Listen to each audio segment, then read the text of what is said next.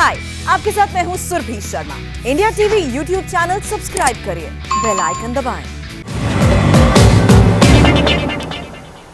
नमस्कार। आज हम पाकिस्तान और तालिबान के पूरे नेक्सस का खुलासा करेंगे।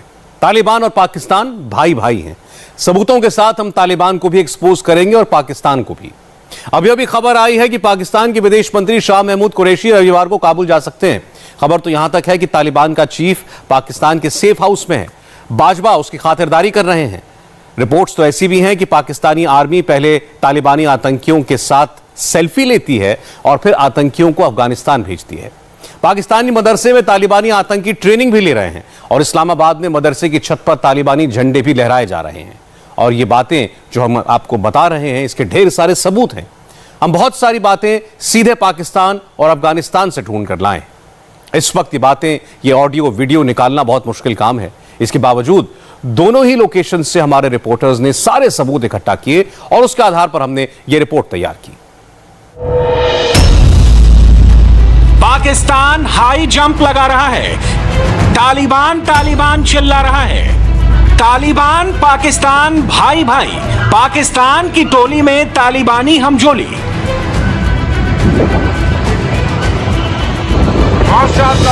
काम पाकिस्तान का है, नाम तालिबान का है। चेक पोस्ट अफगानिस्तान में है। तालिबानी आतंकियों के साथ हथियारों से लैस लश्कर और जैश की टोली खड़ी है। बॉर्डर पाकिस्तान का है, लेकिन काबुल के लिए सिल्वर कलर की कार तालिबानी आतंकियों की निकलती है।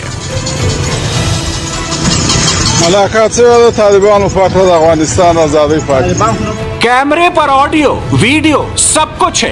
एक तो नहीं, 10 बड़े खुलासे हैं। अफगानिस्तान में बहुत बड़ा गेम हुआ है। एक तो आपको मैदान में नजर आता है, आपको लड़ाई के मैदान में नजर आता है, और दूसरा दिमागों का एक खेल था। पाकिस्तान ने कौन सा बड़ा गेम किया है? तालिबान के पीछे किसका दिमाग लगा है? आज हम आपको ये अंदर की खबर देंगे। पाकिस्तान का क्या रोल है, हमारी सिक्योरिटी एस्टेब्लिशमेंट किस तरह से चीजों को देख रही है। अंदर की खबर क्या है? काबुल से कंधार तक आईएसआई ने कौन सी खिचड़ी पकाई है? अल्लाह के फजल से तालिबान को काबुल पर कब्जा किए 2-3 दिन हो चुके हैं। असल मकसद ही कुछ और है। कौन सा मकसद? किसका मकसद? भारत ने अपना जो सो कॉल्ड कॉन्सुलेट जनरल था कंधार के अंदर अफगानिस्तान में, वो इवैक्यूएट कर लिया है। कुछ घंटों पहले ये पाकिस्तानी पत्रकार कंधार में भारतीय कॉन्सुलेट खाली होने का वीडियो बना रहा था। और आज ये खबर आ गई कि पाकिस्तान की खुफिया एजेंसी आईएसआई के इशारों पर तालिबानी आतंकी कंधार और हेरात में भारतीय कॉन्सुलेट पहुंच गए। तालिबानी आतंकियों को आईएसआई से क्या ऑर्डर मिला था? किस चीज की तलाशी का फरमान मिला था? स्क्रीन पर देख रहा शख्स तालिबानी आतंकी अनस हक्कानी है। कुछ घंटों पहले ही अफगानिस्तान के खोस्त पहुंचा है। ट्राइबल लोगों से मीटिंग की है। 2019 में इसे 2 खूंखार आतंकियों के साथ अफगानिस्तान की जेल से छोड़ा गया था। उसके बाद ये कभी दोहा तो कभी पाकिस्तान के ट्राइबल इलाकों में आया जाया करता था, छिप कर बैठा था। मगर अब एक एक करके सारे हक्कानी और तालिबानी अपनी बिल से बाहर निकलने लगे हैं। इसी बुधवार को अनस हक्कानी ने अफगानिस्तान के पूर्व राष्ट्रपति हामिद करजई से मीटिंग की थी। यह सब कुछ ऐसे ही नहीं हो रहा, फुल ऑन मौका हो रहा है। क्रोनोलॉजी समझिए। काबुल में तालिबान आया और आज ही इस्लामाबाद में तालिबान के झंडे लहराने लगे। ये दावा हमारा नहीं, खुद पाकिस्तानी पत्रकार ने इन तस्वीरों को कंफर्म किया है। अब सवाल यह है कि तालिबान से ऐसी भी मोहब्बत क्या है कि पाकिस्तान को उसका झंडा कबूल है? इसके पीछे कौन सी साजिश है? अब इसे डिकोड करते हैं। ये हफ्ते 2 हफ्ते पुरानी नहीं, आज की हेडलाइन है। अंग्रेजी में लिखा है, पाकिस्तान तालिबान के रेगुलर टच में है। मुल्ला बरादर से मीटिंग भी हुई है। चलिए अब आपको इस हेडलाइन के पीछे का सच सुनाते हैं, वो भी 2 पाकिस्तानी पत्रकारों की जुबानी। पहले पत्रकार का नाम है इमरान खान। ये खुलकर बता रहा है कैसे आईएसआई ने तालिबान के साथ मिलकर A to Z प्लानिंग की और इस तरह पाकिस्तान ने दुनिया की आंखों में धूल झोंकी। पहला हिस्सा सुनिए। अब हम आते हैं कि यहां पे कितने मुल्कों की एजेंसियां थी, वो क्या काम कर रही थी और कौन सी एजेंसी कामयाब रही। किसने कामयाबी हासिल की या किसके नाम के डंके बज रहे हैं, किसने दूसरों को धूल चटाई। अल्टीमेटली जिसके हक में नतीजा निकलता है वही विनर होता है और बाकी सारे लूजर्स। ये कामयाबी किसी और की नहीं है, ये आईएसआई की कामयाबी है, इंटर सर्विसेज इंटेलिजेंस, ये पाकिस्तान की है। तो मेरे ख्याल में अगर किसी ने धूल चटाई है अफगानिस्तान में सबको, तो वो आईएसआई है। सोचिए, पाकिस्तानी पत्रकार आईएसआई करता है और खबर आती है कि उसी आईएसआई के इशारों पर तालिबानी आतंकी कंधार और हेरात में भारतीय दूतावास में ताला तोड़कर घुस जाते हैं, दफ्तरों की तलाशी लेते हैं, कागजातों की छानबीन करते हैं और बाहर खड़ी गाड़ियों में बैठकर निकल जाते हैं। अफगानिस्तान पर तालिबान का कब्जा होते ही लश्कर और हक्कानी के आतंकी काबुल में घुस चुके हैं। कपड़ों का रंग भले ही ब्लैक एंड व्हाइट हो, लेकिन इरादे बहुत ही खतरनाक हैं। इंडियन एस्टेब्लिशमेंट और इंडियन नेशनल्स लगातार उनके निशाने पर हैं। सब कुछ पाकिस्तान के इशारों पर हो रहा है। विदेश मंत्री एस जयशंकर ने कुछ घंटों पहले ही इसका हिंट दिया था। तालिबान, हक्कानी और पाकिस्तान के कॉकटेल को डेंजरस बताया था। Events unfolding in Afghanistan have naturally enhanced global concerns about their implications for both regional and international security. The heightened activities of the proscribed Haqqani network justifies this growing anxiety. Whether it is in Afghanistan or against India, groups like Lashkar-e-Toiba and Jaish-e-Mohammed continue to operate with both impunity and encouragement. It is therefore vital that this council does not take a selective, tactical, or even a complacent view of the problems we face. Afghanistan में तालिबान को लाने वाला ही पाकिस्तान है। वो मुल्ला बरादर जो कभी पाकिस्तान का मेहमान हुआ करता था, उसे तालिबान के साथ डील के बाद सौंपने वाला भी पाकिस्तान ही था। यानी सेफ हाउस लश्कर, जैश, हक्कानी या तालिबानी आतंकियों का हो, सबका लोकेशन एक है, पाकिस्तान। अब गौर से सुनिए, पाकिस्तानी पत्रकार बता रहा है आईएसआई ने कैसे अफगानिस्तान में आतंक की एंट्री करवाई। पाकिस्तान की आईएसआई ने तमाम वॉरलॉर्ड्स को मजबूर किया और उनके साथ ऐसी नेगोशिएशंस की कामयाबी के साथ कि वो सारे तालिबान का हिस्सा बन गए, उनके साथ मुआहदा कर लिया। फिर यह इल्जाम भी पाकिस्तान की आईएसआई के ऊपर लगाया जा रहा है, इल्जाम कह लें या तमगा कह लें, वो दिया जा रहा है कि बड़ी कामयाबी से इन्होंने अफगान फौज को हथियार डालने के लिए आमादा किया, अफगान जर्नैलों को साइड पे हटने के लिए आमादा किया, अफगान हुकूमत के अंदर नकब लगाई, अशरफ गनी को अकेला करके भागने पर मजबूर किया और बगैर किसी लड़ाई के तालिबान को पूरा अफगानिस्तान पे आज जो कब्जा है उसके पीछे अगर कोई इंटेलिजेंस एजेंसी है, क्योंकि तालिबान की अपनी कोई इंटेलिजेंस एजेंसी अनाउंस्ड नहीं है, तो इंडियंस का यह मानना है या पाकिस्तान के मुखालिफिन का यह मानना है कि इसके पीछे जो ब्रेन है वो आईएसआई का है। सुन लिया आपने, अफगानिस्तान में किसका दिमाग चल रहा है? ये 1 या 2 दिन से नहीं, 50 सालों से हो रहा है। पाकिस्तान ने सालों से अफगानिस्तान के तालिबानी आतंकियों को पाला पोसा है और ये उसने अपने इलाकों को ताकतवर बनाने के लिए रणनीति के तहत किया है। तभी आज जो पाकिस्तान कहता है तालिबान वही करता है। अब पाकिस्तानी पत्रकार के बयान का यह हिस्सा सुनिए, सब समझ जाएंगे। सारे पाकिस्तान का एतराफ कर रहे हैं और इस एजेंसी के बारे में ये कह रहे हैं कि ये एक ऐसी एजेंसी है जिसने वाकई में दुनिया की टॉप की एजेंसीज, जिनके पास शानदार गैजेट्स से सब कुछ था, ना सिर्फ उनको अफगानिस्तान में शिकस्त दी बल्कि एक ऐसा माहौल बना दिया है कि जैसा ये चाह रहे हैं वैसा अफगानिस्तान में हो रहा है। आलमी सतह पर पाकिस्तान की इमेज को बहुत बर्बाद किया गया है, बहुत तबाह किया गया है, लेकिन इसके बावजूद सब लोग ये चीज तस्लीम करते हैं कि दुनिया की दर्जनों एजेंसी अफगानिस्तान में वो नहीं कर पाई जो एक एजेंसी आईएसआई ने अफगानिस्तान में किया है अपने मुल्क को महफूज बनाने के लिए। ये एक वाहिद इंटेलिजेंस एजेंसी थी जो काम कर रही थी अपनी बका के लिए। यह था सबसे बड़ा फर्क कि पाकिस्तान जो लड़ाई लड़ रहा था, पाकिस्तान का दिमाग जो लड़ाई लड़ रहा था, वो पाकिस्तान के बका की लड़ाई थी। सवाल ये है कि पाकिस्तान को मुल्ला बरादर में इतनी दिलचस्पी क्यों है? इसका जवाब आपको गूगल ट्रेंड्स के ग्राफ में मिल जाएगा। लाल रंग में आईएसआई और नीले रंग में मुल्ला बरादर की पार्टनरशिप पाकिस्तान में ट्रेंड कर रही है। ये तस्वीरें कुछ घंटों पुरानी हैं। कंधार की सड़कों पर मुल्ला बरादर का काफिला निकला। पीछे हथियारबंद तालिबानी भी थे, लश्कर और जैश के आतंकी भी थे। इन तस्वीरों की शूटिंग पाकिस्तान ने ही कराई है और तस्वीरों की सच्चाई पाकिस्तानी पत्रकारों ने बताई है। अब दूसरे पत्रकार को सुनिए, खुद कह रहा है सब तो पाकिस्तान का ही किया धरा है। हम तो चाहते ही ये थे कि वहाँ पे हुकूमत आ जाए तालिबान की। आप देख लीजिए, वज़ीर आज़म इमरान खान कह रहे हैं कि अफगानिस्तान में गुलामी की जंजीरें टूट गई, तो उससे पता लगा लीजिए कि हम क्या देख रहे थे, अफगानिस्तान में क्या चाहते थे। पाकिस्तान से समझा जाए कि जो अगली तालिबान हुकूमत बनने जा रही है, और पाकिस्तान को बताया जाए कि आप यही चाहते थे ना कि वहाँ पे अशरफ गनी रजीम ना रहे, और उनका ये कहना है कि आप यही चाहते थे कि वहाँ पे तालिबान की हुकूमत आ जाए, तो अब आ गई है, अब उनसे ये डिलीवर करवाएं। ये तस्वीरें अब से थोड़ी देर पहले आई हैं। अफगानिस्तान में तालिबानी कमांडर अब्दुल हमीद कब्जे में लिए गए अमेरिकी हथियारों को देखने पहुंचा। कई पाकिस्तानी सोशल मीडिया हैंडल्स ये भी दावा कर रहे हैं कि इस तालिबानी आतंकी के पीछे लश्कर और जैश के आतंकी भी मौजूद थे। जानते हैं क्यों? क्योंकि बाजवा एंड कंपनी आईएसआई के साथ मिलकर सीधे सीधे तालिबान को हैंडल कर रही है और अमरुल्लाह सालेह को पीछे धकेल रही है। दूसरी तरफ जो हमारी रियासत है, या रियासत के जो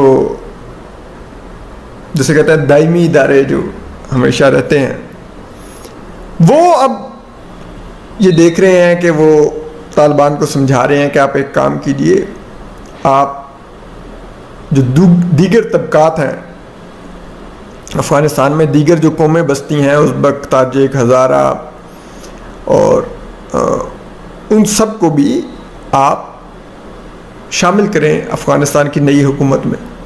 अमरुल्लाह सालेह को हम नहीं अकोमोडेट होने देंगे, क्योंकि हमारी रियासत को बहुत ज़्यादा उनके बारे में यह है कि वो प्रो इंडिया हैं, और इंडिया का रोल तो हमने हर हाल में वहाँ पे नहीं पनपने देना। ये हमारी रियासत का फोकस है। अफगानिस्तान में इंडिया के खिलाफ माहौल बनाने के लिए ही तो लश्कर और जैश के आतंकियों को आईएसआई ने ग्राउंड पर उतारा है। पाकिस्तान से ही ये तस्वीर बाहर निकली है। दावा किया जा रहा है कि चेक पोस्ट पर खड़े ये पाकिस्तानी आतंकी हैं। कुछ समझ में आया? A to Z प्लानिंग और प्लॉटिंग पाकिस्तान की है। इस वक्त एक नाम की चर्चा हो रही है और वो है तालिबान का सुप्रीम कमांडर हैबतुल्लाह। इसे मई 2016 में तालिबान का चीफ बनाया गया था। रिपोर्ट्स के मुताबिक दावा किया जा रहा है कि यह आतंकी फिलहाल पाकिस्तानी सेना के कब्जे में हो सकता है। यह पिछले 6 महीनों में किसी को नहीं दिखा है। मगर सवाल यह है कि अगर ये पाकिस्तानी सेना के कब्जे में है तो क्या तालिबान को खुश करने के लिए बाजवा इसे भी रिहाई वाला गिफ्ट देंगे, या फिर नियाजी खान हक्कानी नेटवर्क के सिराजुद्दीन हक्कानी पर अपना कार्ड खेलेगा? सिचुएशन कोई भी हो, इतना तय है पाकिस्तान का रोल पूरी तरह से कंफर्म्ड है। आईएसआई के ही former chief lieutenant Asad Durrani को सुन लीजिए, बता रहे हैं कैसे पाकिस्तान ने पूरी स्ट्रेटेजी के तहत तालिबान को हाथ भी नहीं लगाया। वो पैसे वैसे भी आते रहे, लेकिन हमने जो उनकी असल में कंडीशन थी वो तो नहीं मानी ना कि भाई तालिबान के खिलाफ कोई एक्शन लो। अब देखा नहीं लेना। ये आदमी एक तो खैर हमारे खिलाफ नहीं है, उनकी सिंपैथी है इस मुल्क में। और सबसे बड़ी बात यह कि अफगानिस्तान से अगर किसी ने बाहर के फोर्सेस को निकालना है तो पहले वो मुजाहिदीन थे और अभी ये तालिबान। तो अगर वो निकाल दिया उन लोगों ने, तो बड़ी बहादुरी थी उनकी। हमारा तो उसके अंदर थोड़ा सा इतना ही था ना कंट्रीब्यूशन के हमने उनके खिलाफ एक्शन नहीं लिया। पाकिस्तानी विदेश मंत्री का तालिबान से मिलना, बातें करना, गले लगाना, इमरान खान की तरफ से तालिबान को शाबाशी देना, अफगानिस्तान में लश्कर और जैश के आतंकियों को भेजना, यह आईएसआई और पाकिस्तानी फौज का लॉन्ग टर्म प्लान है। असली खेला काबुल या कंधार में नहीं, इरादा कुछ और है, निगाहें कश्मीर पर हैं। इस पाकिस्तानी पत्रकार को सुनिए, समझ जाएंगे पाकिस्तान कैसे अभी से ही मानव बम तैयार कर रहा है। लेकिन जहाँ तक हमारा है, हमें क्या मिलेगा ये बड़ा देखने वाला होगा। जब तालिबान वहाँ पे मदारस खोलेंगे, उनके मदारस में जब हमारे यहाँ से नौजवान पढ़ने जाएंगे और वो फिर जब वहाँ से पढ़ के वापस आके अपने मदारस में, पाकिस्तान के अंदर मौजूद मदारस में उस उस्ताद मुकर्रर होंगे और वहाँ यहाँ पर जो वो ब्रांड ऑफ इस्लाम फिर सेल करेंगे, तो उससे अल्टीमेटली हम वहाँ से इंतहा पसंदी इम्पोर्ट करेंगे, और वो इम्पोर्ट करेंगे तो उसके असरात हमारे माशरे पर आएंगे। वैसे पाकिस्तान लाख कोशिश क्यों ना कर ले, आईएसआई कितने भी हाथ पैर क्यों ना मार ले, इंडिया की तैयारी पूरी है, आतंकवाद का अंत होकर रहेगा। प्रधानमंत्री मोदी ने आज साफ लहजे में इशारा दे दिया है। जो तोड़ने वाली शक्तियां हैं, जो आतंक के बलबूते साम्राज्य खड़ा करने वाली सोच है, वो किसी कालखंड में कुछ समय के लिए भले हावी हो जाए, लेकिन उसका अस्तित्व कभी स्थायी नहीं होता।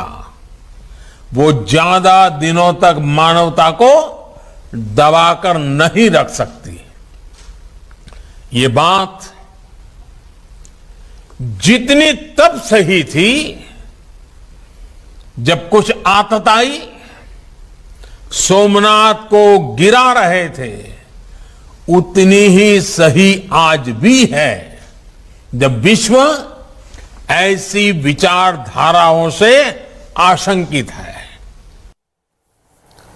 इंडियन एयरफोर्स का C-17 ग्लोब मास्टर आज भी काबुल एयरपोर्ट पर नहीं उतर पाया। वो अभी भी ताजिकिस्तान की राजधानी दुशानबे में खड़ा है। काबुल में मौजूद हजारों लोग अभी भी एयरलिफ्ट होने का इंतजार कर रहे हैं।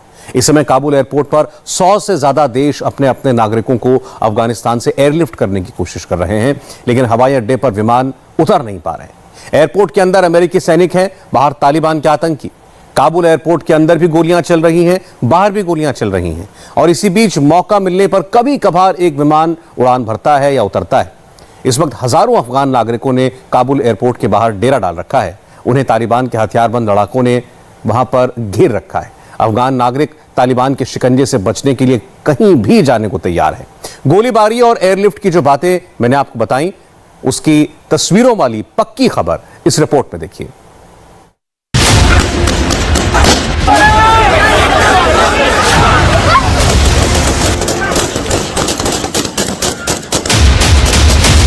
ये मंजर है हामिद करजई इंटरनेशनल एयरपोर्ट यानी काबुल हवाई अड्डे का।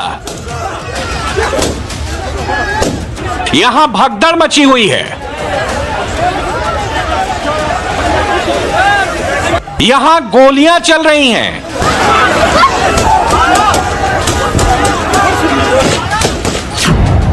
यहां बेसब्र महिलाएं और बच्चे दीवार फांद रहे हैं।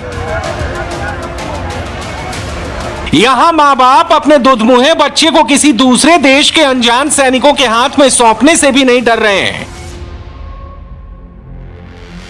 तालिबान का ऐसा खौफ है कि इस वक्त काबुल का हवाई अड्डा दुनिया का सबसे बिजी एयरपोर्ट बन गया है। एयरपोर्ट के भीतर और बाहर इतनी बड़ी तादाद में लोग जमा हैं कि हालात किसी के संभाले नहीं संभल रहे। इस वक्त काबुल के एयरपोर्ट पर अमेरिकी सेना का कंट्रोल है, नाटो के सैनिक भी हैं। काबुल एयरपोर्ट की निगरानी के लिए अमेरिका ने 5000 से ज्यादा सैनिक तैनात कर रखे हैं। एयरपोर्ट पर ब्रिटेन और जर्मनी के हथियारबंद सैनिक भी निगरानी कर रहे हैं। उनकी प्रायोरिटी अपने नागरिकों को बाहर निकालना है। वहीं तालिबान के डर से भागते लोग बेसब्र हो रहे हैं।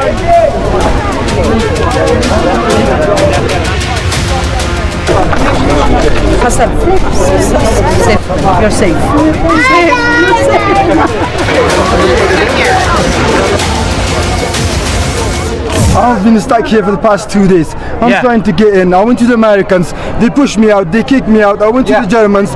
They beat me out with the sticks. They fired us. You see these gas fires that they make you cry. Yeah, tear gas. Yeah, tear gas. My mom is kid, sick. he's Like a 1-year-old kid. They fired with the gas, and everyone was crying right here like an hour ago.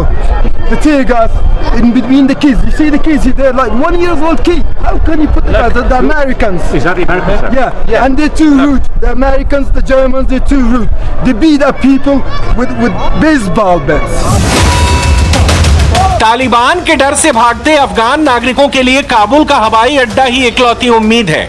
इसलिए पूरे अफगानिस्तान से लोग वहां पहुंच रहे हैं। आप काबुल हवाई अड्डे के आसपास के इन सैटेलाइट तस्वीरों को देखिए। ऐसा लगता है कि अफगानिस्तान की हर सड़क का रुख इस वक्त काबुल एयरपोर्ट की तरफ है। इंडिया भी अफगानिस्तान में फंसे अपने भारतीयों को निकालने के लिए पूरी कोशिश कर रहा है। इस वक्त भारत का एक C-17 ग्लोब मास्टर अफगानिस्तान के पड़ोसी देश तजाकिस्तान की राजधानी दुशांबे में खड़ा हुआ है। वहीं एयरफोर्स का एक और मालवाहक विमान हिंडन एयरबेस पर उड़ने के लिए तैयार खड़ा है। भारत को इन फ्लाइट्स को काबुल एयरपोर्ट पर उतरने और वहां से उड़ान भरने के लिए अमेरिका की हरी झंडी का इंतजार है।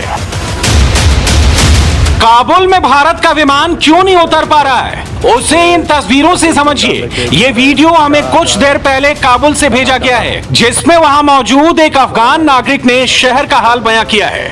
अभी मैं खड़ा हूँ एयरपोर्ट के पास, हामिद करज़ई इंटरनेशनल। ये देखिए, ये भीड़ जमा हुआ है। कई के पास वीज़ा है, अमेरिकन वीज़ा, और कई के पास नहीं है। किसी के पास अप्रूवल भी लेटर है, कई के पास नहीं है। ये देखिए एक तालिबान जो बंदूक लेके सबको भगा रहे हैं।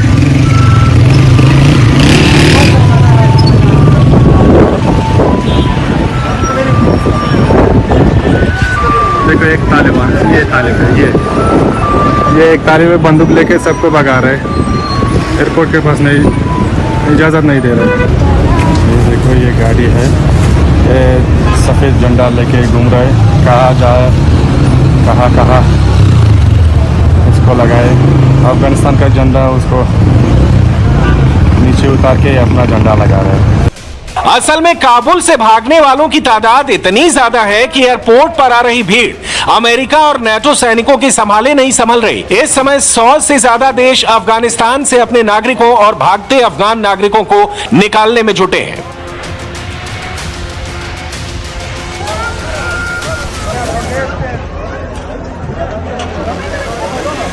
We are making very clear together with our international partners, more than 100 हम करीब 100 देशों के साथ मिलकर ये काम कर रहे हैं।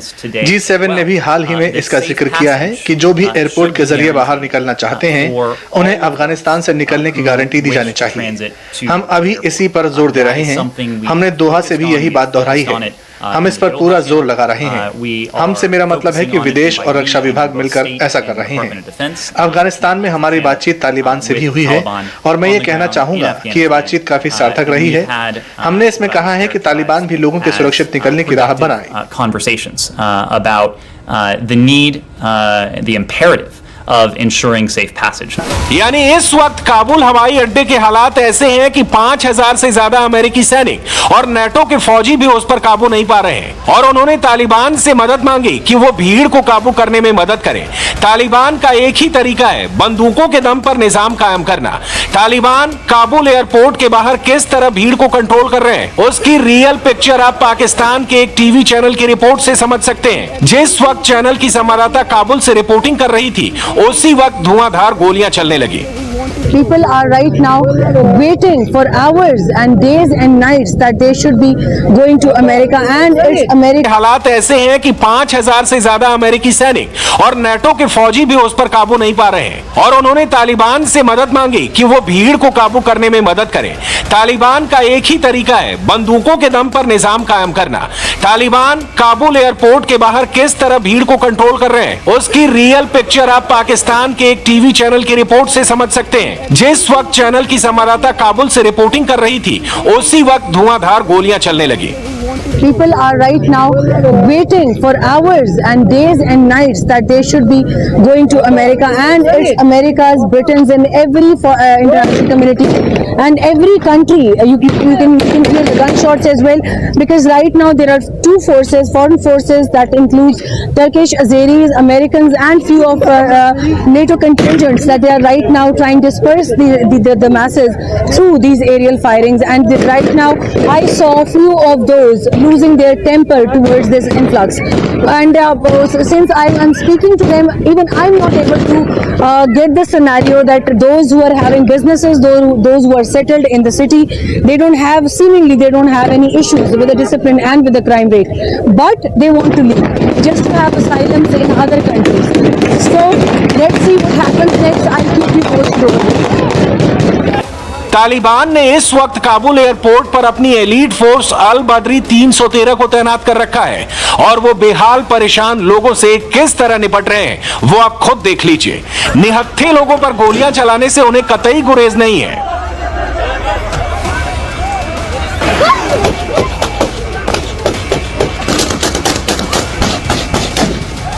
काबुल एयरपोर्ट और शहर का यह हाल इसलिए हुआ है क्योंकि अफगानिस्तान की आबादी के एक बड़े हिस्से को तालिबान की हुकूमत, उसका आतंकवादी तौर तरीका और इस्लामिक कट्टरपंथ कबूल नहीं।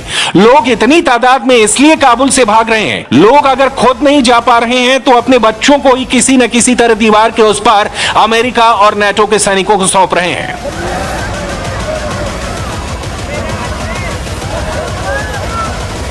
Afghanistan is Taliban. Taliban is terrorists. My husband is terrorist Talib. America, Canada, France, her kishwar, me and just my. So you and your daughter, you'll go anywhere? Any country? Any country. We don't have any brother. We don't have father. You know that living in here is very difficult for us. We were living in Herat and we escaped from Herat and came to Kabul city to save our life because also my uncles worked with the Taliban and they wanted to oblige us to forced marriage, and also I'm a doctor and my sister was working with the women rights. She studied law, and also my mother is a teacher. My mother was the teacher of students in 8th class, the boys. Yeah. The Taliban don't let her to teach the boys, and now she doesn't work. My mom. Kabul हवाई अड्डे के बाहर ऐसी ही कतारें लगी हैं। लोग अपने पासपोर्ट लेकर कतार में बैठे हैं, बच्चे भी उनके साथ हैं, मगर एयरपोर्ट में एंट्री का उनका नंबर अभी नहीं आ रहा। इसकी वजह यह है कि अफगान नागरिक इतनी बड़ी तादाद में वहां से भागना चाह रहे हैं कि उनको ले जाने के लिए संसाधन ही नहीं है। अमेरिका ने भी हाथ खड़े कर दिए हैं, वो खुद तालिबान के भरोसे है। There are lots of factors that go into लोगों को वहां से निकालने में कई बातों का ध्यान रखना पड़ता है, जैसे कि शहर के हालात और वो चेक पॉइंट जो तालिबान ने बना लिए हैं। हमने भी गेट पर चेकअप पॉइंट बनाया है। इसके अलावा हमने एयरपोर्ट के अंदर आने के कई और दरवाजे लगाए हैं। इससे हम ज्यादा से ज्यादा लोगों को निकाल पा रहे हैं। मौसम भी देरी की एक वजह है। जाहिर है हवाई अड्डे की सुरक्षा का भी बड़ा मसला है। इस वक्त अफगानिस्तान की हर सड़क का रुख काबुल की तरफ ही है। अब चूंकि तालिबान ने एयरपोर्ट जाने वाले रास्तों को अपने कंट्रोल में ले लिया है तो बड़ी तादाद में लोग काबुल शहर के बाहर बने शिविरों में रह रहे हैं। इनमें से ज्यादातर बच्चे और महिलाएं हैं। अफगानिस्तान में इस वक्त कोई कानून और व्यवस्था नहीं है। तालिबान के खिलाफ बगावत हो रही है, जगह जगह गोलियां चल रही हैं। नतीजा ये कि शरणार्थी शिविरों में रहने वालों की संख्या लगातार बढ़ रही है और इन्हें कोई पूछने वाला नहीं। न इनके रहने का कोई ठिकाना है, न ही खाने पीने का। बीमार पड़ने पर दवा की भी व्यवस्था नहीं है। अपने ही घर में बेघर ऐसे अफगान नागरिकों की संख्या लाखों में है। With the current influx of IDPs, Kabul में इस वक्त बड़ी तादाद में लोग बाहर से आ रहे हैं। इनमें से वो लोग हैं जिनका घर बार छूट गया है और वो बहुत मुश्किल हालात में रह रहे हैं। सरकार ने अपने ही देश में बेघर हुए लोगों के लिए शिविर बनाया है। अफसोस की बात यह है कि तालिबान के कब्जे के बाद से हालात बहुत खराब हो गए हैं। इस वक्त हम ये कोशिश कर रहे हैं कि यहाँ रह रहे लोगों को सुविधाएं दे सकें, उनके खाने पीने और नहाने धोने का इंतजाम कर पाएं, इलाज की बुनियादी व्यवस्था हो, पोषण मिल सके और मानसिक परेशानी से निपटने के लिए भी सलाह मिल सके। Access food, water, wash facilities, basic health services, nutrition services and psychosocial support. Kabul और दोहा में बैठे तालिबानी तो मीठी मीठी बातें कर रहे हैं, मगर अफगानिस्तान में जमीनी हालात बेहद खराब हैं। तालिबान के आतंकी आउट ऑफ कंट्रोल हैं, वो लोगों से लूटपाट कर रहे हैं। वो उन अफगान नागरिकों को मार रहे हैं जो तालिबान राज के खिलाफ आवाज उठा रहे हैं। तालिबान के लड़ाके पूरी तरह से इस्लामिक निजाम कायम करने पर जुट गए हैं। दोहा और कतर में बैठे उसके प्रवक्ता कहते हैं कि उन्होंने सबको आम माफी दे दी है। हालात बिल्कुल काबू में है। Situation normalcy has restored to the Kabul city. Kabul शहर के हालात सामान्य हो गए हैं। वहां की सुरक्षा हर घड़ी बेहतर होती जा रही है। अफगानिस्तान की जनता ने अपने ऊपर कब्जे के खिलाफ लड़ाई लड़ी और वो कामयाब रहे हैं। हमारे सभी सूबे और राजधानी काबुल हमारे कब्जे में है। हमारे लोग मंत्रालयों के रोजमर्रा के काम कर रहे हैं। 12 साल से ज्यादा उम्र के बच्चों की वैक्सीन को लेकर एक अच्छी खबर आई है। इस पर पूरी डिटेल बस 5 मिनट के एक ब्रेक के बाद।